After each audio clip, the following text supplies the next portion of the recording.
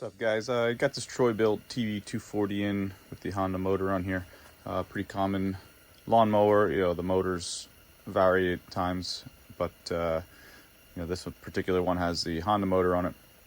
And I just want to take you guys through what I do for a normal service on one of these. I get a bunch of these in every year just to check it over. So let me start with what I start with first. I'll go through all my steps. If it runs, I usually check to see if it runs. This one does start, so I'm not going to be too concerned about fiddling with the carburetor at all. So everything else is just the basics. So I'll show you what I do. Usually takes me about an hour, and we'll start right here with the air filter. So everyone that comes in, I always check the air filter first, just because it's the easiest. This one comes with a little screen, and air filter is not terrible, but I'm going to replace it because these are pretty cheap. But usually all I would do is clean any debris out of there and out of the air box, and I'm going to replace the air filter right away. I'm also going to blow out this screen and save it, reuse this one.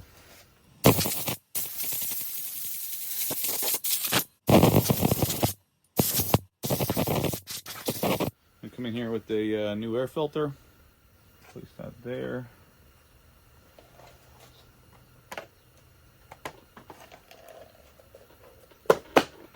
All right, so simple enough. Got the air cleaner out of the way. Next thing I'm going to do is blade off, sharpen the blade, inspect the blade. If they're really bad, I'll replace them. If I have to sharpen them a little bit more, that's so be it. But I usually inspect it first. So we're going to get this on its side. Makes it real easy if you have an impact. If not, you have to block off the. You have to block the blade off with like a 2x4 and use like a breaker bar. It's pretty tough, but this blade is pretty chunked up, but it doesn't look like it lost a lot of depth here with a lot of sharpening. So I'm gonna have to take a bunch of this off, but I don't have to replace it. So I'll take this over and get it mounted up and start taking some of that down to get that nice and sharp again. Remember, eyes and ears if you're doing this at home. If this is a pretty good edge and it just needs like a going over, I'll use a sanding disc. But because I have to take a little bit down, I'm going to use a grinding disc. So it's going to take me a little while. I'm going to try to get this flat, and then I'm going to start getting that edge back. It's usually about a 30 to 35 degree angle right there, but I got to get some of this knocked down.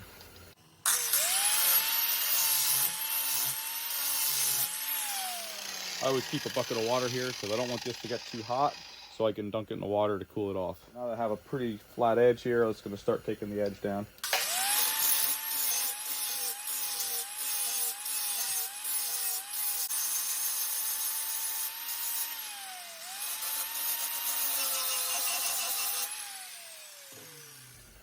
Dunk it in water, keep it cool.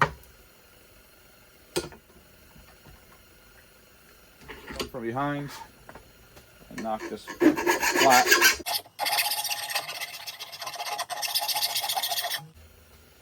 And then we'll go on an angle. The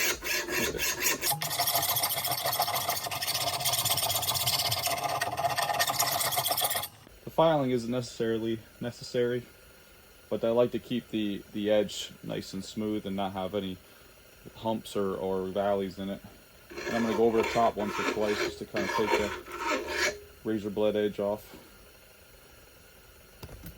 Now you'll see you're still going to have a couple nicks in here. Don't worry about that. That's not a big deal. Still got some sharpness. Most of the cutting happens in this outer edge anyway, but those little nicks aren't going to matter. All right, I just like to make sure the back is straight. I'm not too worried about it right now to make it perfect because I have to do the other side and I got to balance it, and I might have to take more off of this anyway. So let's get the other side.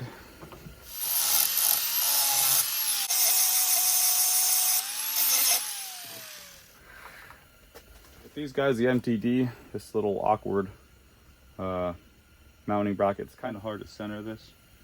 So you're just going to kind of line it up best you can. So it looks like I'm a little heavy on this side. So let me make sure Try it on the other side. So I'm a little heavy on this side. One thing you want to look out for is if there's a lot of buildup of grass. Sometimes that'll throw it off a little bit. This one's not too bad. Knock a little bit of that grass off quick.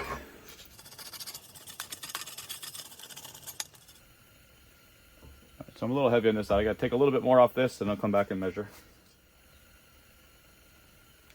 That's pretty good. If you don't have one of these balancing tools, I'll put a link in the description if you want to buy one. And they're on Amazon. They're pretty cheap. You can always use like a finishing nail, mount a finishing nail to a wall, and you can put it on, and you'll see if it does this, then you know you're heavy over there. All right, either one. I usually do both sometimes, but I like this one because it's pretty quick and easy. All right, let's get this back on. Usually put a little bit of anti-seize on the bolt, and this, you can usually tell which way this goes on. This has like a square cutout, which is matches this square cutout, and then also on the other side it has a like a rectangular piece that matches this.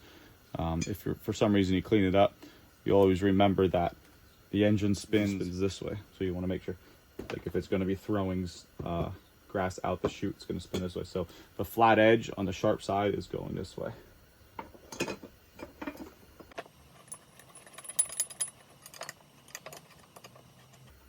Let me make sure this is pretty tight without going too tight and breaking the bolt off. This is 700 foot-pounds. I just hit it a few times.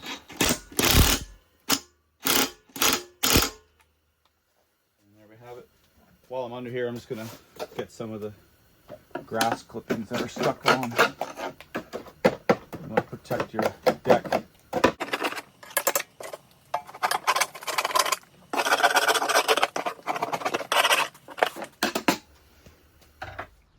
All right, now that I've got the blade back on, we're going to take the wheels off and lubricate the axles and check the drive gears here.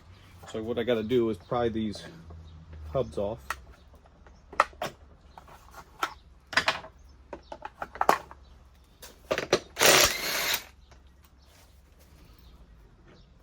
So I like to clean up these axles and make sure there's no grass stuck in here. Blow all that grass out of there. And a little contact cleaner. I want to clean up the axle a little bit.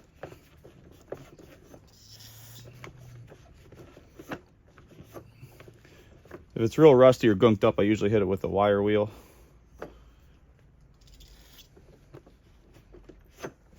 And a little bit of white lithium grease. Check the wheel for any wear. Looks good. I'll throw that back on.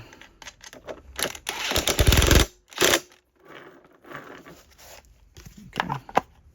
And I'll do that with the other side. This side usually has a lot more grass caked on it because of the direction of the engine of the blade. So this gear oftentimes gets a lot of grass packed up in there. So you usually want to scratch that out. Otherwise, you're gonna wear your tire out, your wheel out, the gears in the wheel out pretty fast. Okay, and then this one's a little more rusty too, so I'm gonna hit that with a wire wheel.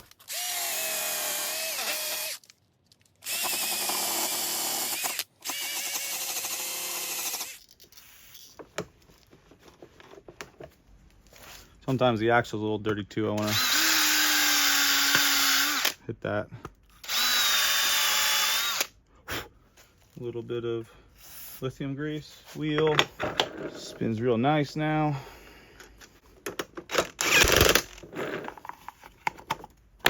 And then the same thing on the back ones. I'm going to do them real quick. They're easier. They don't have the gear, but I'll catch you up right after I finish those quick. All right. The reason I use white lithium grease on these axles is because the regular grease seems to get gummed up over time, and then it attracts dirt, and you get real gooey in there, and then they don't spin. They're not going to rust or anything, but they'll be real kind of hard to turn, and then the machine's harder to roll. So what I'm going to do is quick start it, get the oil hot, and then we're going to drain the oil. Check this oil level real quick, see where it was at.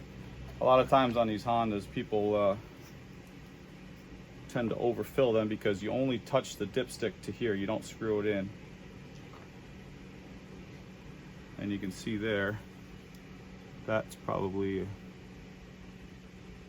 4 to 8 ounces over full, so this one's a little bit too high. So when we refill it, we'll put the right amount in.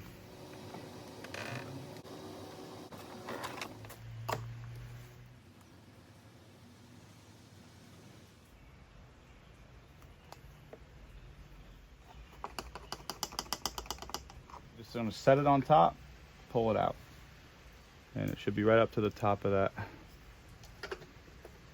hash mark.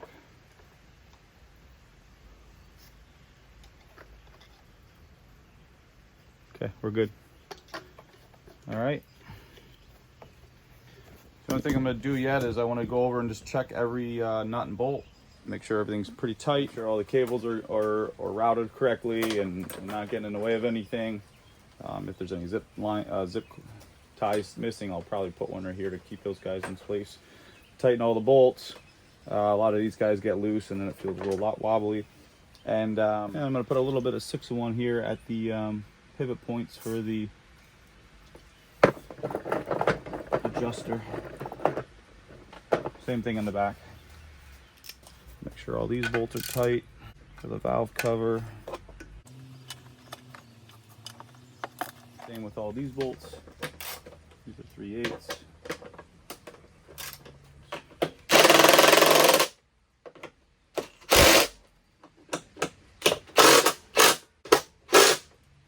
I just want to put a zip tie right here. Frame. All right. So that's it. I'm just going to let it run a little bit, check the oil level.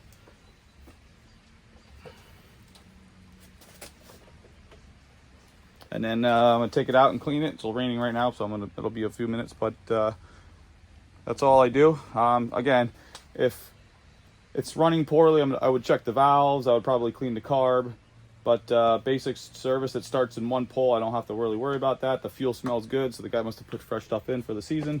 So this is what I do for a normal maintenance. I get a lot of these in the beginning of the season, springtime, and you know, if you do this once a year, this thing will stay running for a long time. Again, important that you keep the deck clean so that you don't rust the deck away. So just gonna clean it up and I'll show you an after, and that's it. If you have any questions, guys, let me know. Put it in the comments. Appreciate the feedback, and I'll catch you guys next time.